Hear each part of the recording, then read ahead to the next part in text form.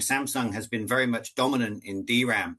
But Hynix has very much stolen, their Korean, peer has very much stolen a march in terms of high bandwidth memory, and Samsung's really not been able to execute as they have in the past. And so, yeah, it is a loss for the moment. There are thoughts, and there's constant press that they are going to get approval from Nvidia for their high bandwidth memory, but so far it's been, waiting for Godot, I'm afraid, for them.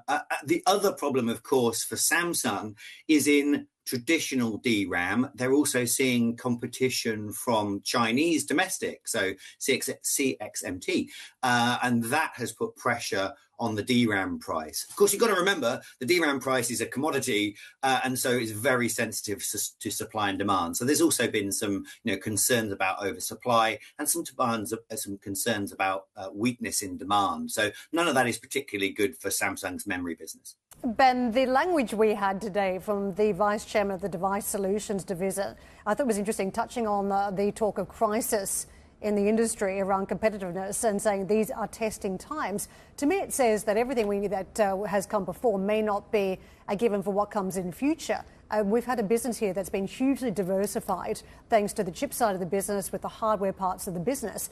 Is it now potentially a curse to have such a large-scale exposure to one arm where you are seeing this commoditization thanks to AI?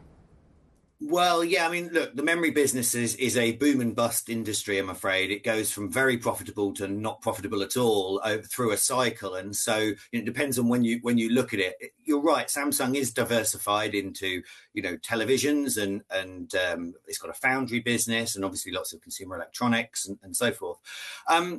I think the whole business has been in a little bit of crisis. You've seen quite a lot of management change and people hoping that, they can improve execution there. So I'm not surprised, first of all, by the weak numbers. I'm not surprised by the apology. The other thing you've got to remember is they also compete with TSMC. They have a foundry business for making, chips for themselves and for other people.